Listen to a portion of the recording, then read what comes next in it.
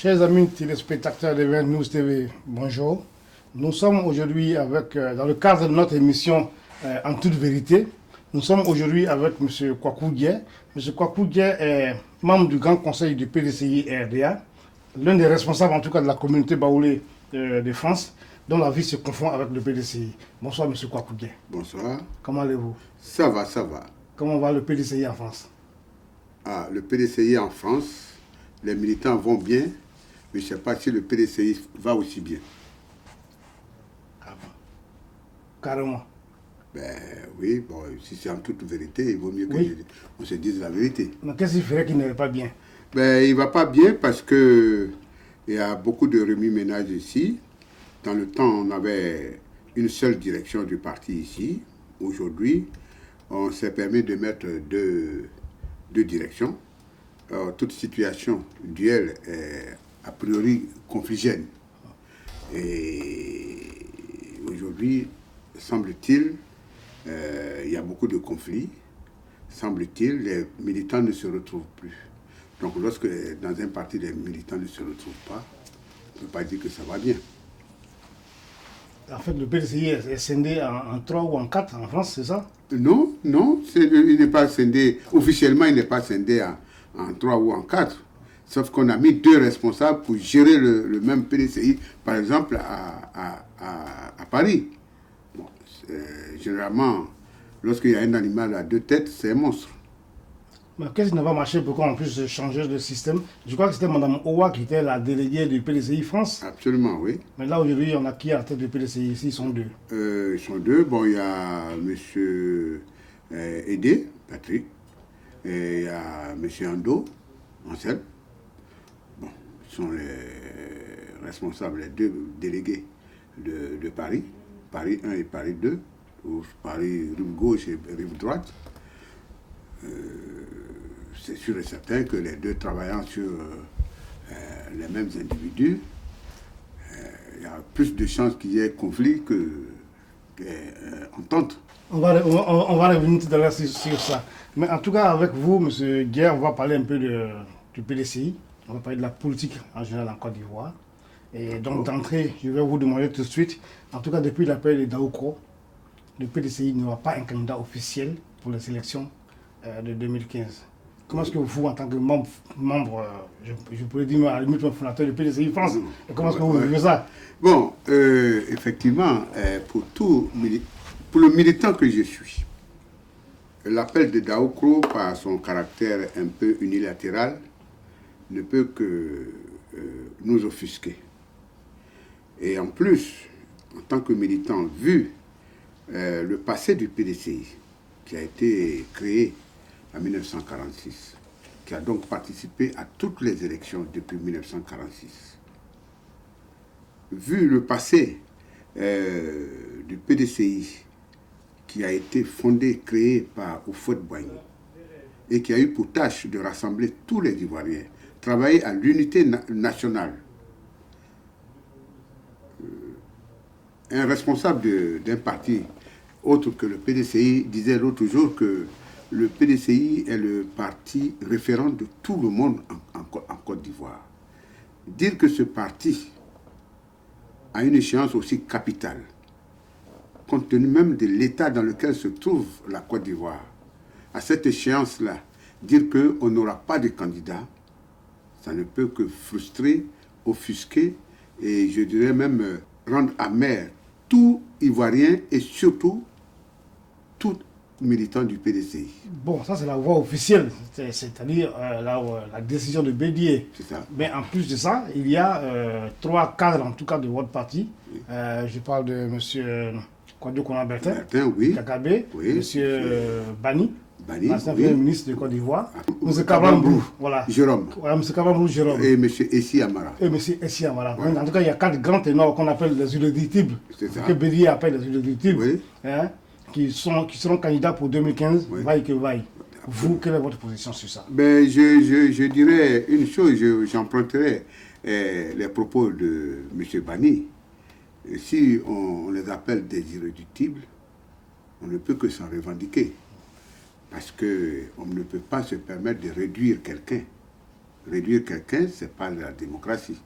Hein.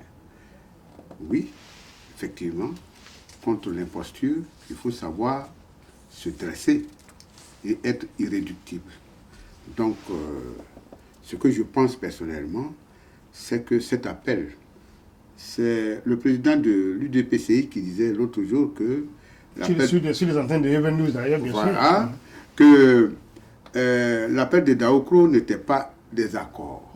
Ce qui suppose que les clauses ou les raisons qui ont occasionné cet appel ne pourront pas certainement pas être tenues en fin de compte. Mais ça, on verra certainement ça un peu plus tard dans nos propos.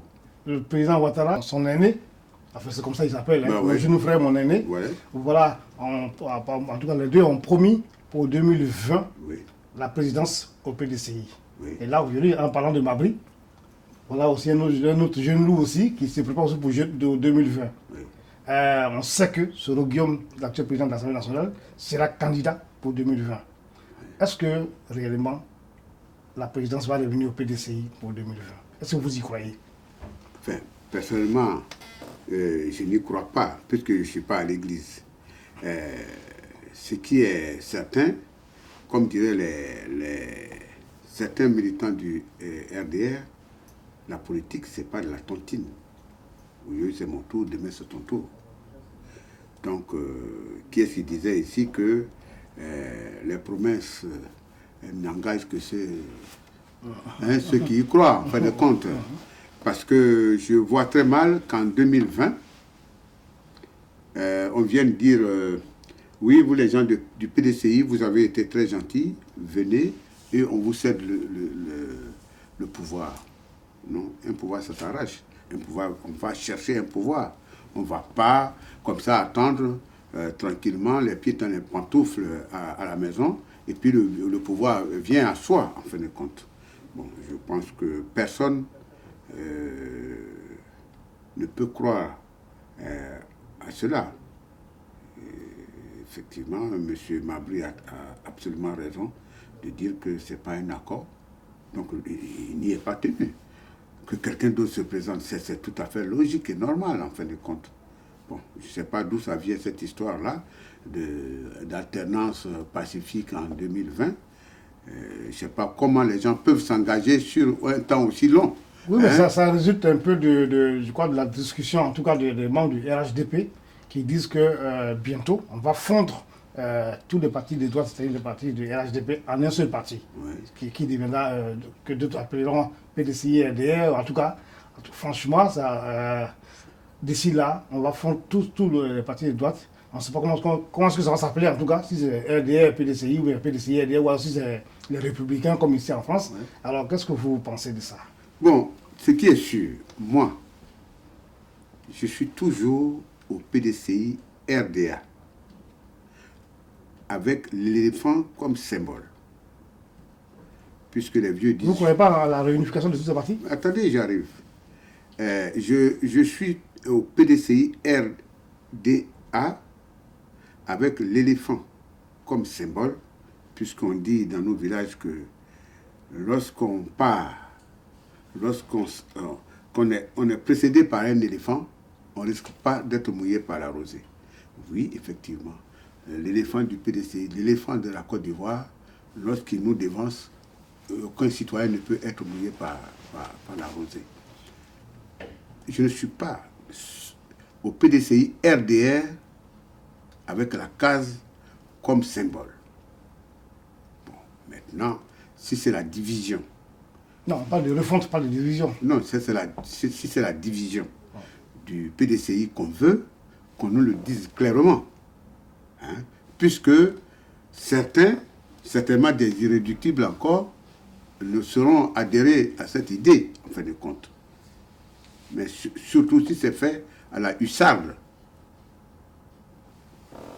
Donc, je n'y crois pas, à moins que, démocratiquement, ils décident tout seuls dans un coin de table quelque part. Monsieur Kwaku Dié, vous êtes en tout cas l'un des responsables de la communauté baoulé ici en France. Oui. Et là, tout dernièrement, selon la presse, Monsieur Bani a été désavoué par la communauté Akoué les Baoulés. Est-ce que vous avez des informations sur ça? Et est-ce que les Baoulés sont prêts vraiment à soutenir M. Bani dans son projet de candidature?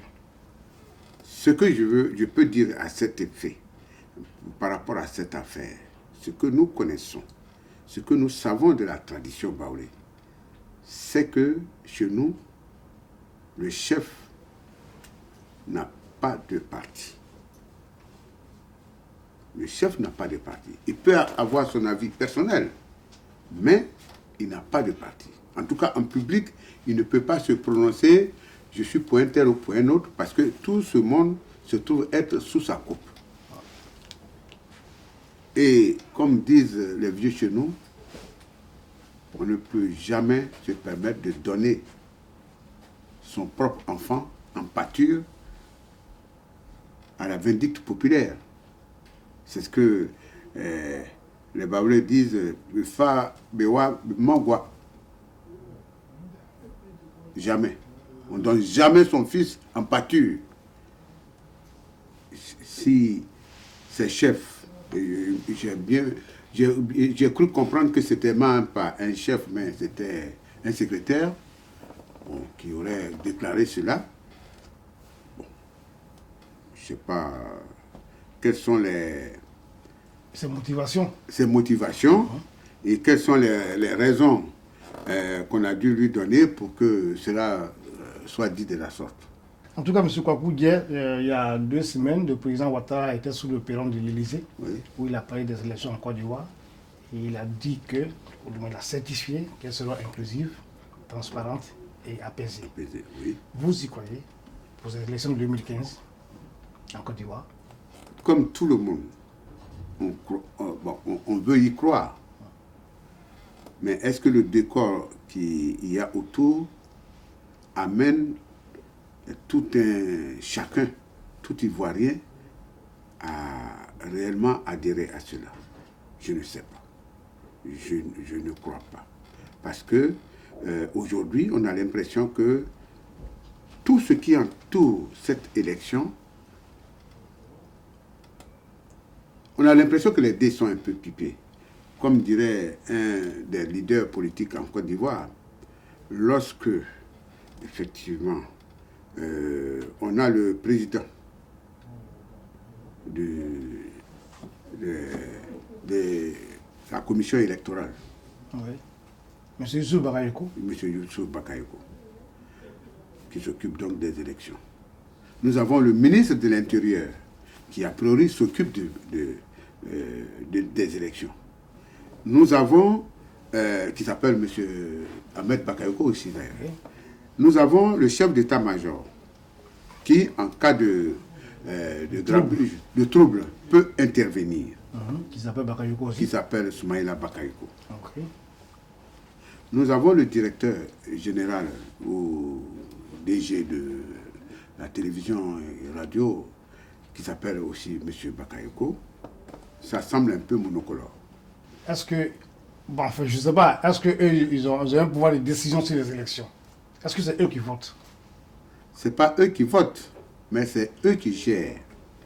Il y a un qui annonce les résultats, il y a un qui est là pour veiller avec la police, l'autre est là en cas de, comme diraient les Français, en cas de trouble, en cas de grabuge, il est là pour avoir le bras séculier, et il y a un qui est là qui annonce les résultats à la télévision et à la radio.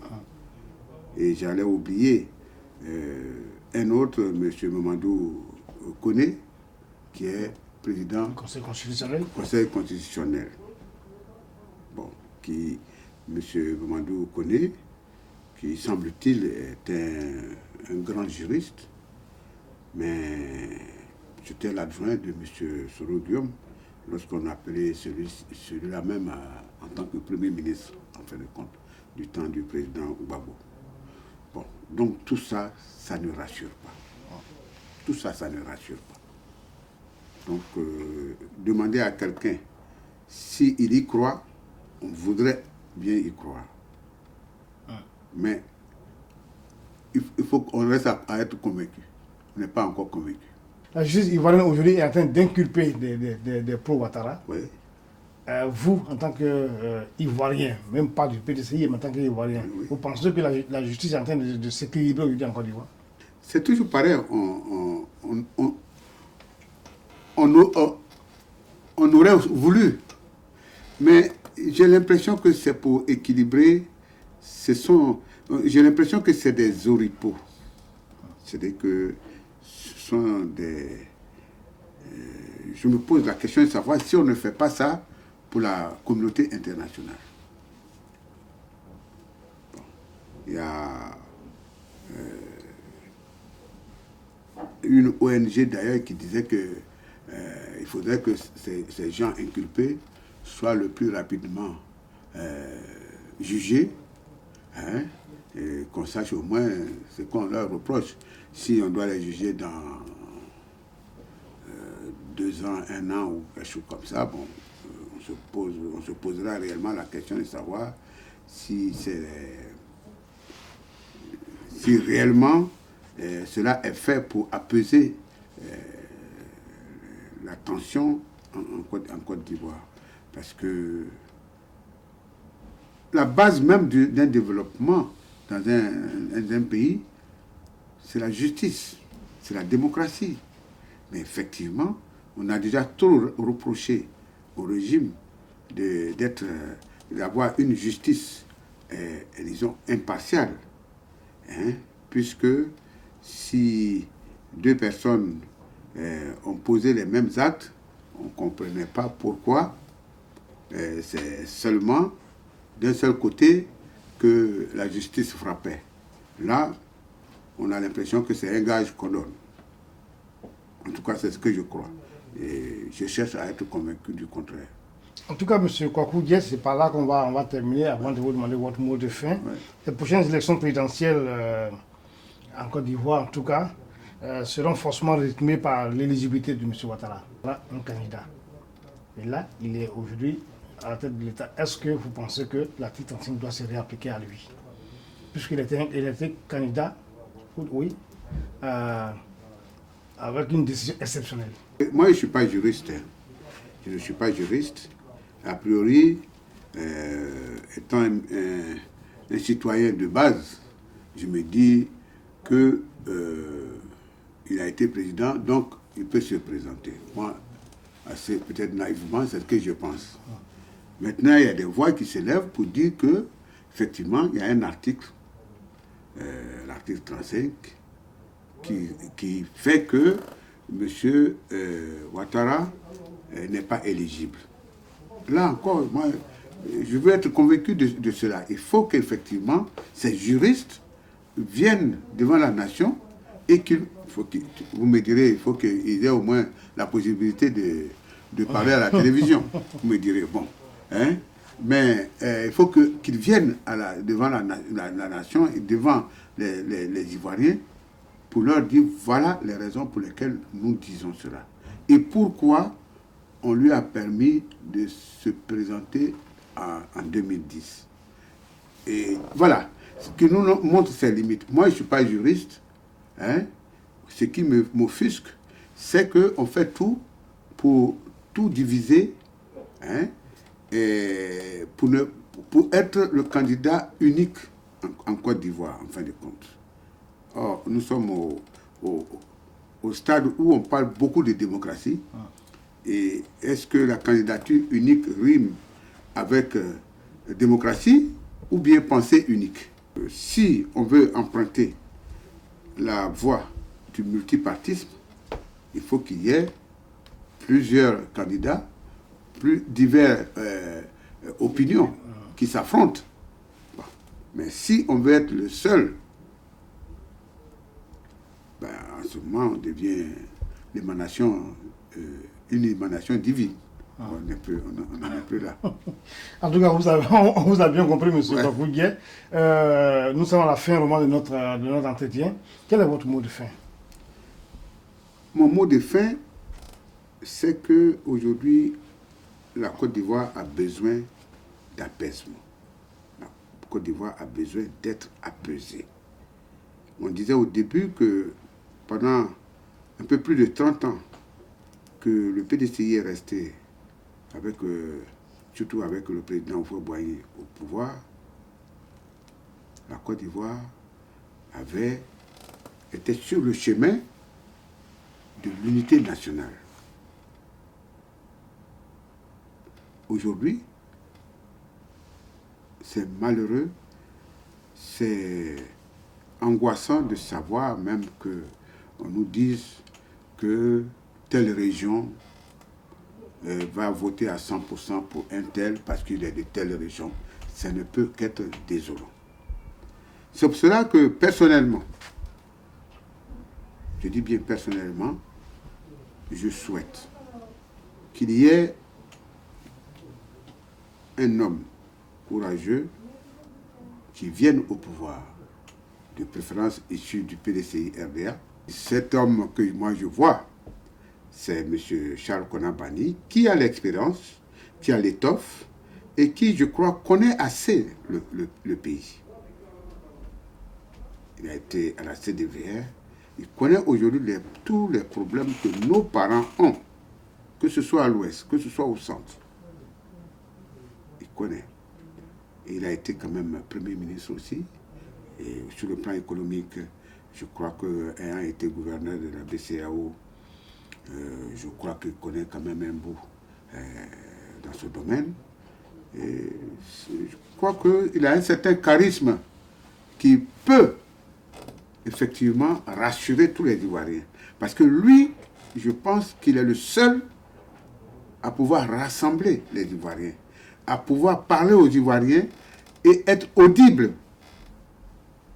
Parce que personne d'autre ne peut parler d'unité nationale et de réconciliation en Côte d'Ivoire.